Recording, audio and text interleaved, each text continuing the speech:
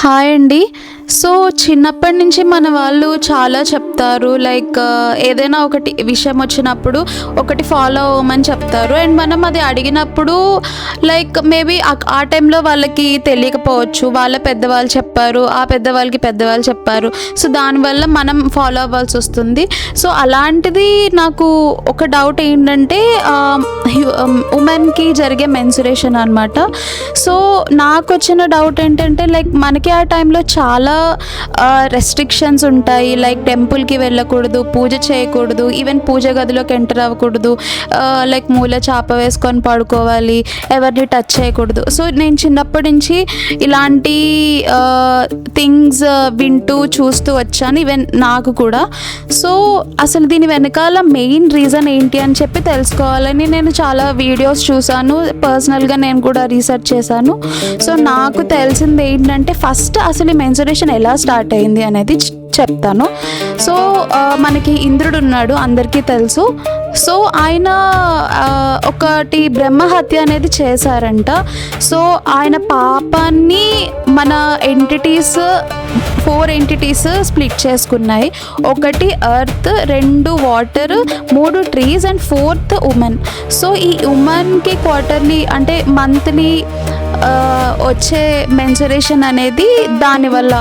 So but that is not pop, అంటే అది ఒక ultimate energy to give birth. So దాన్ని మన తాంత్రిక్ దాంట్లో కూడా దీన్ని మనకి అల్టిమేట్ డివైన్ ఎనర్జీ కింద చూస్తారు, శక్తి.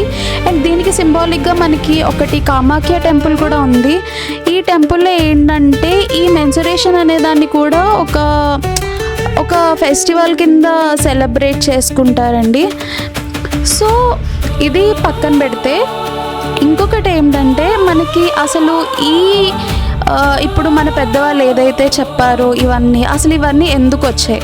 సో మనకి కొన్ని థౌజండ్స్ ఆఫ్ ఇయర్స్ బ్యాక్ ఇంట్లో హౌస్ వైఫ్ అంటే లైక్ చాలా పనులు చేయాల్సి వస్తుంది. చాలా దూరం నడిచెళ్ళి నీళ్లు తేవాలి, ఇంట్లో పనులు చేయాలి, పెద్ద పెద్ద తిరగలు తిప్పాలి, రోకలు తిప్పాలి, అండ్ చాలా ఫిజికల్ వర్క్ ఉంటుంది.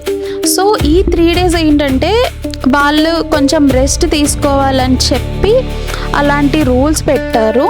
అండ్ ఇంకొకటి ఏంటంటే ఈ రోజుల్లో అవైలబుల్ ఉన్న ఫెసిలిటీస్ అంటే మనకి శానిటరీ ప్యాడ్స్ కానీ ఏమైనా పెయిన్ రిలీఫ్ థింగ్స్ కానీ ఆ రోజుల్లో లేవు.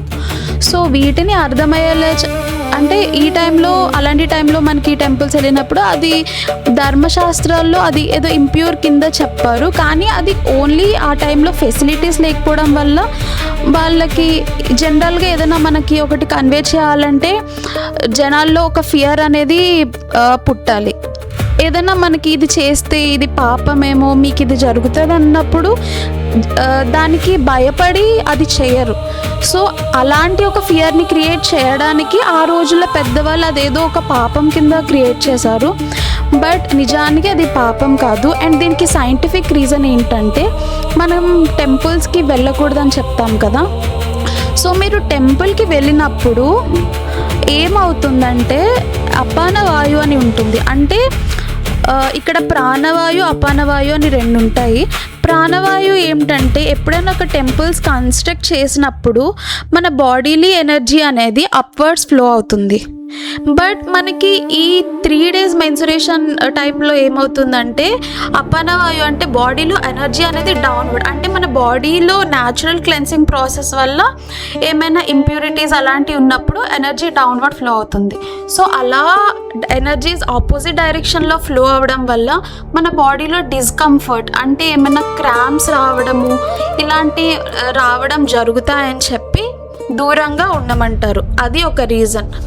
But if you are very comfortable, మీకు ఏ పెయిన్ లేదు, you are very much spiritual to God అన్నప్పుడు మీరు మిమ్మల్ని నమ్మండి. అంటే ఎక్కడ నేను చదివిందైతే ఎక్కడ మనకి దేవుడు కనిపించి మీరు పూజ చేయొద్దు, ఇది ఇంప్యూర్ అని ఎక్కడ లేదు, ఎక్కడ చెప్పలేదు. ఇవన్నీ ధర్మశాస్త్రాలు కూడా మన ఏన్షియంట్ టైంలో నార్మల్ పీపుల్ రాసినవి తప్ప దేవుడు కనిపించి ఎక్కడ ఇది తప్పు అని చెప్పింది అయితే లేదు.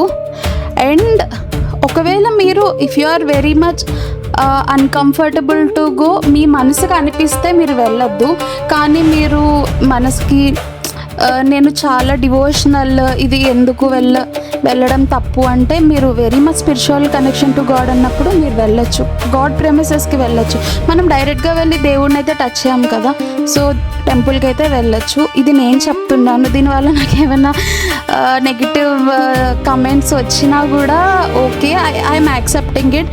But this is not impure. ఎప్పుడన్నా ఒక అంటే ఉమెన్ని ఇట్లా భయపెట్టి ఇది తప్పు. అండ్ నేను కొన్ని వీడియోస్లో కూడా చూశాను, మనం ఏదైనా పూజ చేస్తున్నప్పుడు, అలాగే ఏదైనా దేవుడి గుడి మధ్యలో ఉన్నప్పుడు ఇలా సడన్గా మనకి మెన్సురేషన్ వచ్చినప్పుడు మీరు పక్కకు తప్పుకోండి, అసలు గుడిలోకి ఎంటర్ అవ్వద్దు అంటే, బాడీలో జరిగే ప్రాసెస్ అనేది మనకి ఇట్ విల్ నాట్ నో కదా మనం ఎక్కడున్నాము. అది బాడీలో అంటే మనం ఉన్న ప్లేస్ బట్టి లోపల జరగాల అనేది.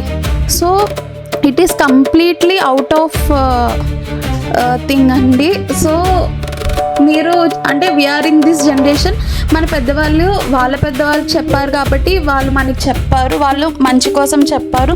కానీ మనం ఈ జనరేషన్లో ఉన్నప్పుడు మనకి చాలా రిసోర్సెస్ వచ్చాయి తెలుసుకోవడం, అంటే మనం అన్నీ తెలుసుకోగలుగుతున్నాం. సో మీరు తెలుసుకోండి, అన్నీ చదవండి. సో వాళ్ళు ఏదైనా చెప్పినప్పుడు మీరు వాళ్ళకి అర్థమయ్యేలా చెప్పండి, అంతే.